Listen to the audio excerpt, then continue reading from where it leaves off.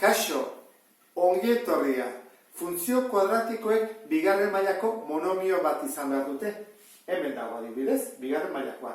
Horrek esan nahi du, ak ezin duela 0 izan. Ze 0 baldin bada, bigarren mailakoa galtzen dugu, eta bihurtzen da lineala, lehenengo mailako bat. Orduan, hau oso importante da eta ondo begiratu behar dugu. Zergatik, A baldin bada positiboa, hau da, A baldin bada 0 baino handiagoa, adarrak goruz joango direlako. Eta baldin bada A negatiboa, adarrak beruntz joango dira. Horrek zesan nahi du.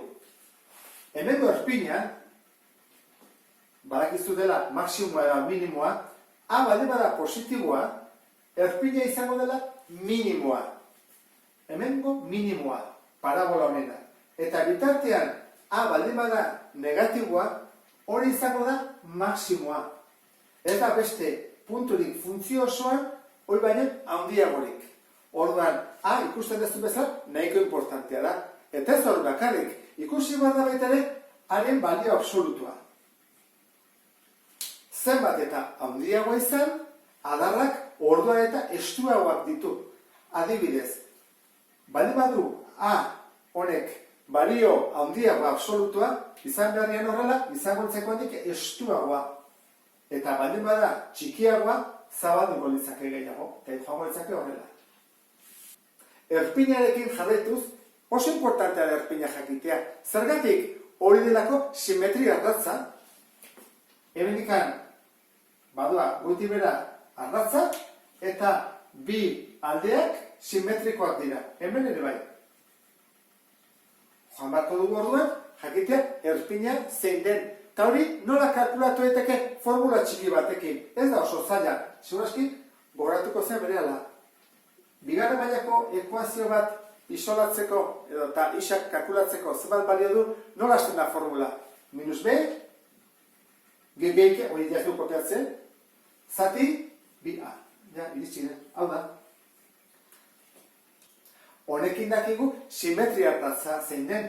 Adibidez, hau isak berdin 3, hau isak berdin 5, izan daiteke isak berdin minus 4, berdin du ezkerrean, eskubian. Hau badakizu ez dela funtzio bat, goiti bera dijoalako. Orduan, honekin dakigu simetria ardatza, eta ze falta zaigu erpina jakiteko, is hau ordezkatzea bere funtzioan, eta jakiko genuke iaren balioa, jakiteko puntua zein den, adibidez, izan daiteke 3 zazpi. Eta horrekin dakigu zein den erpina, zein den simetria ardatza, eta falta zaigu ebakidura puntuak. Ebakidura puntuak adibidez funtzionenak nun daude? 1, 2, 3. Beste hauek zenbat dituzte? 1, 2, eta I ardatza hemen ebakitzen du. Bitartean, gorriak ikusten duzu bezala 1, 2, eta hemen beste bat, honek du 1, 2, eta beste bat, 3 ebakitzen da ditu, 3 ditu, batzutan bai, eta beste batzutan ez. Gerta daiteke parabolak ebakidura puntu bat edukitzea. Nola? Adibidez, bera baldin bat torronea eta bai bada minimoa, esan nahi du ebakidura puntu dela eta ezin du gehiago ebaki. Ze goraka joa, bietan. Gerta daiteke parabolak ebakidura punturik ez izatea, adibidez, adarrak oso listuak joatea eta eskubi aldean, eta ez ebakitzea ez is ardatza eta ez I ardatza. Zer duz ez aizu, posible dela? Ez da posible. Zergatik ez da posible? Jarraitua delako erre multzo osoan.